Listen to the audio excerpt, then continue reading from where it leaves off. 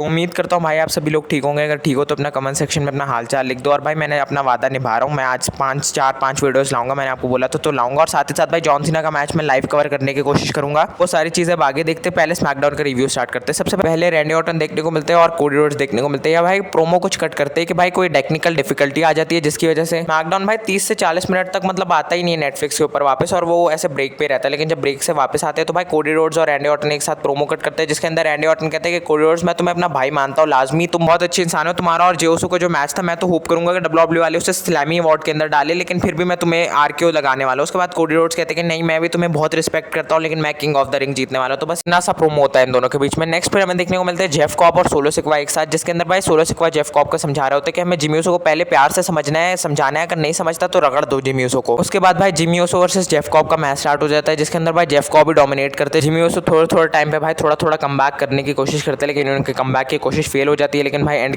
Jimmy Uso एक super kick लगाते हैं, लेकिन भाई जिमी यूसो के सुपर किक से रिबाउंड होकर भाई उनको टूर ऑफ द आइलैंड जो फिनिशर है जेफ कॉप का वो लगा के जेफ कॉप जो है उन्हें पिन कर देते हैं 1 2 3। और भाई ये काफी बुरी चीज लगती है मुझे जिमी यूसो के लिए कि भाई जिमी यूसो को जॉबर बना दिया गया। लेकिन उसके बाद भाई सोलो सिक्वा भी आ जाते हैं। सोलो सिक्वा जिमी यूसो को खड़ा होने के कहते हैं कि भाई जैसे जिमी यूसो खड़े होते अपने हाथ खोल देते कि भाई मुझे गले लगा लो और मुझे ज्वाइन कर लो जिमी यूसो। लेकिन भाई जिमी यूसो फुल हीरोइक अंदाज में एक थप्पड़ मार देते हैं सोलो सिक्वा के मुंह पे। उसके बाद भाई जेफ कॉप पीछे से मारने लग जाते हैं जिमी यूसो को। और भाई इसके बाद फिर सोलो सिक्वा का तो ईगो हर्ट हो चुका था। सोलो सिक्वा कहते हैं जेफ कॉप को भाई इसको खड़ा करो, मैं इसको समोन स्पाइक लगाऊंगा। ऐसे भाई सोलो सिक्वा समोन स्पाइक लगाने की कोशिश करते हैं। साथ ही भाई जेका फाटू आ जाते हैं। जेका फाटू आते के साथ ही भाई सबसे पहले सोलो सिक्वा को सुपर किक मारने की कोशिश करते हैं, लेकिन सोलो सिक्वा रिंग से निकल जाते हैं। उसके बाद भाई जेफ कॉप को मारते जेका फाटू। भाई जेका फाटू मतलब ऐसे उछाल के भाई पॉप अप समोन ड्रॉप भी लगाते जेफ कॉप के ऊपर, लेकिन भाई सोलो सिक्वा जो है वो सारी चीजें देख रहे होते हैं। उसके बाद भाई जिमी यूसो और जेका फाटू साथ में खड़े हो जाते हैं, तो भाई सोलो सिक्वा पीछे से फाटू को मारने की कोशिश करते हैं, लेकिन भाई जिमी यूसो ये चीज देख लेते हैं और जिमी यूसो जैसे ये चीज देखते हैं सुपर किक लगा देते हैं। जिमी यूसो सोलो सिक्वा के मुंह पे फेर रहा है। उसके बाद भाई ये दोनों स्टैंड टॉल करते हो। सेगमेंट ऐसे खत्म होता है ये सारा मैच के भाई जेका फाटू और जिमी यूसो भाई स्टैंड टॉल कर रहे हैं इन सबके ऊपर। इसलिए भाई मैं इस चीज के आइडिया को बिल्कुल भी माइंड नहीं करूंगा कि भाई Jacob Fatu versus Jimmy Uso versus Solo Sikoa का मैच अगर समरस्लैम में हो जाता है तो ये काफी कमाल का मैच होगा और तीनों की केमिस्ट्री भी अच्छी दिखने को मिलेगी। नेक्स्ट पे स्मैकडाउन का पूरा टैग टीम डिवीजन भाई एक साथ खड़े होते हैं। इनका प्रोमो का मुझे समझ नहीं आता भाई, हमेशा ये अजब चीजें बोलते रहते हैं। सब ऐसे खड़े होते हैं कि भाई मैं चैंपियन बनना चाहता हूँ, मैं चैंपियन चाहता हूँ। इन लोग का भाई मुझे कुछ समझ नहीं आता, सीरियसली बोल रहा हूँ भाई। इनका सेगमेंट में इन लोग अजीब से 10-12 लोग एक साथ पीछे से ऐसे एक दूसरे के ऊपर बोली जा रहे होते हैं भाई। नेक्स्ट हमें मैच देखने को मिलता है जेलिना वेगा वर्सेस जूलिया का। भाई ये यूनाइटेड स्टेट्स चैंपियनशिप के लिए मैच होता है, जिसके अंदर भाई काफी ज्यादा शॉकिंग तो नहीं, सबको ही पता था मेरे हिसाब से, ऑलमोस्ट सबको क्लियर ही होगा कि भाई जूलिया डिथ्रोन कर देती है जेलिना वेगा को और थोड़ा चीटिंग वीटिंग के सहारे से डिथ्रोन करती है। 1 महीने पहले भाई जेलिना वेगा ने अपनी यूनाइटेड स्टेट्स चैंपियनशिप जीती थी, लेकिन तब से इन्होंने सीक्रेट हर्वेज ये जो इनकी टीम है भाई चेल्सी ग्रीन से उससे ही मैच करते मर गई। लेकिन मेरे हिसाब से भाई अच्छा हुआ जूलिया के पास ये जो टाइटल आ गया, क्योंकि भाई जूलिया इस टाइटल को पूरा रीस्टार्ट कर सकती है, इस पूरे डिवीजन को अच्छा कर सकते हैं। और डब्ल्यूडब्ल्यू वाले प्लीज भाई इस डिवीजन को अब अच्छे से बुक करना है। ये सारी विमेन बहुत टैलेंटेड है, इनको अच्छे से इस दफा बुक करना प्लीज भाई। इसके बाद आगे हमें शो में देखने को मिलता है एक प्रोमो बैक स्टेज से जो होता है एलेक्सा ब्लिस और भाई none other than Charlotte Flair के बीच में। तो भाई शार्लेट फ्लेयर बोलती है कि भाई मुझे दोस्त बनाना देखो पसंद नहीं है। उसके बाद एलेक्सा ब्लिस कहती है कि ये चीज है, लेकिन तुम्हें देखना चाहिए कि भाई हमारे इर्द गिर्द बहुत सारे दुश्मन है, तो अगर हमारे साथ कोई दोस्त नहीं होगा तो हमें कौन बचाएगा। तो भाई ये चीज देख के शार्लेट फ्लेयर जो अपनी आंखें खोलती हैं, भाई अब आप मान के चल सकते हो उनकी दोस्ती हो चुकी है और ये आपकी next women's tag team champion होने वाली है। उसके बाद भाई Queen of the Ring tournament के जो दोनों फाइनलिस्ट हैं उन दोनों को भाई साथ में खड़ा किया जाता है और इनके बीच में प्रोमो बैटल चलता है। भाई जेड कारगिल अपना इंग्लिश बोल रही है और साथ ही साथ भाई जो अपना आस्का रहती है वो जापानीज भी बोलती है, इंग्लिश भी बोलती है, लेकिन भाई आस्का का ऑरा आज मतलब जेड कारगिल से ज्यादा दिख रहा था। उसके बाद भाई नियोमी सेगमेंट में आने की कोशिश करती है। नियोमी जैसे आती भाई जेड कारगिल का मत्था चढ़ जाता है नियोमी को देख के, फिर वो आस्का को धक्का देके भाई नियोमी को मारने जाती है, जिससे नियोमी नीचे गिर जाती है। लेकिन भाई आस्का का ऐसे दिमाग खराब हो जाता है। आस्का भाई ऐसे लाते मुक्के लगाती है ना भाई जेड कारगिल को, काफी कमाल से ऐसे गिरा देती है। और मैं तो पर्सनली चाहता हूँ भाई आस्का ही जीते king queen of the Ring tournament. बाकी नेक्स्ट सेगमेंट हमें देखने को मिलता है none other then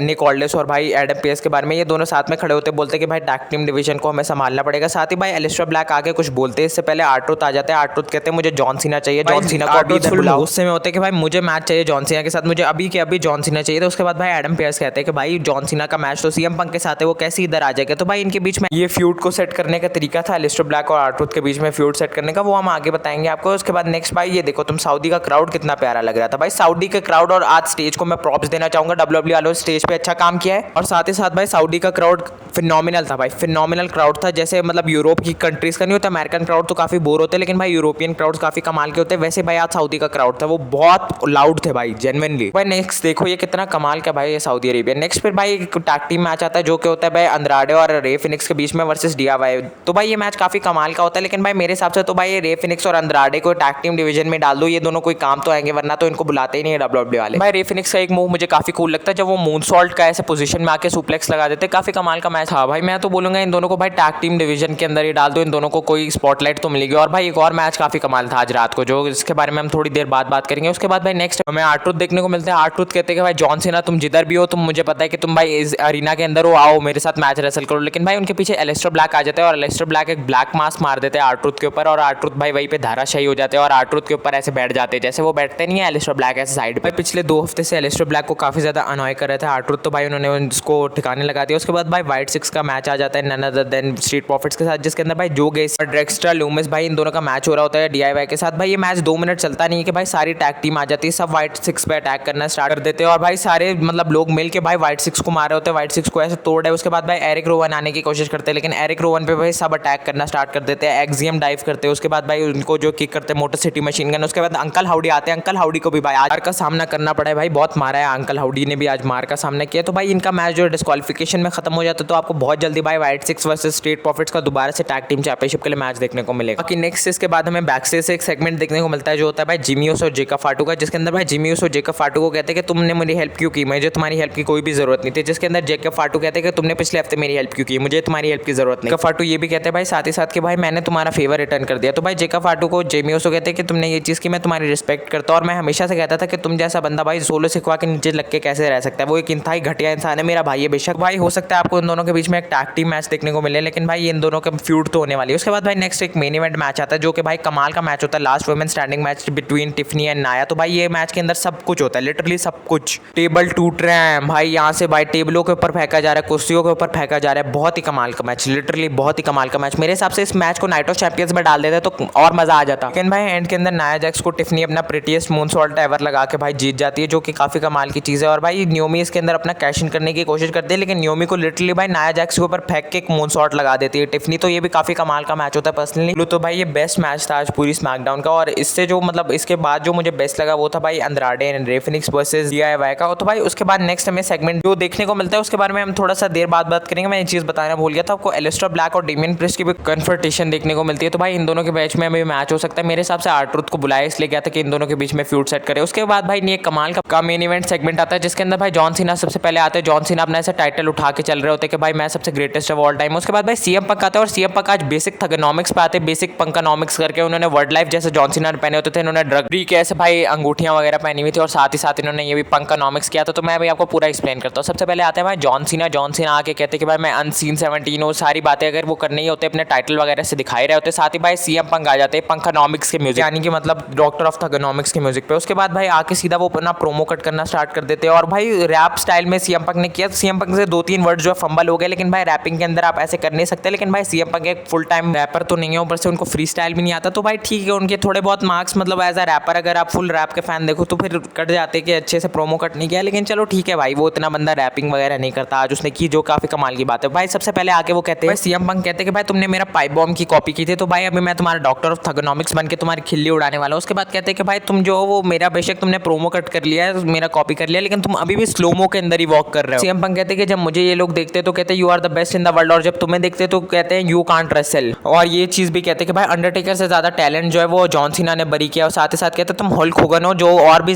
problems create करता है। तो भाई हल्क होगन से मिला दिया जॉन सीना को। और भाई साथ ही साथ ये भी कहा कि अंडरटेकर की तरह तुमने इतने सारे टैलेंट को बरी किया। और साथ ही साथ भाई उन्होंने कहा कि मैं समझ सकता हूँ जॉन सीना तुम क्यों रिटायर हो रहे हो। निकी बेला का ये रेफरेंस था कि मैं भी ये कंपनी छोड़ के चला जाता अगर डब्ल्यूडब्ल्यू वाले मेरी एक्स को बुला लेते। तो भाई ये काफी ज्यादा जॉन सीना की बेइज्जती मारी। और साथ ही साथ बोला कि भाई ठीक है तुम डीसी के अंदर चले जाओ, मार्वल के अंदर चले जाओ, तुम जब हम तुम्हें देखते हैं कि तुम एक्टिंग कर रहे हो तो हमें लगता है वाह अच्छी एक्टिंग कर रहे हो। उसके बाद जब हम देखते हैं डेव बटिस्टा को एक्टिंग करते हैं हमें पता चलता है कि भाई जॉन सीना तो कुछ भी नहीं है। और कहते हैं 6 महीने बाद डब्ल्यूडब्ल्यू छोड़ के चले जाओगे, लेकिन मैं इधर ही रहने वाला हूँ, तो ये फैंस मेरा ही नाम चैंट करेंगे और तुम जो बनते हो अपने आप में। ये चीज़ यार बहुत ही फनी थी। तो कहते हैं कि तुम जो अभी इतना बन रहे हो तो तुम जाके जेम्स की कच्ची चूम के उससे रोल मांगने वाला हो, जो कि काफ़ी ज़्यादा फनी चीज़ थी मतलब ठीक है।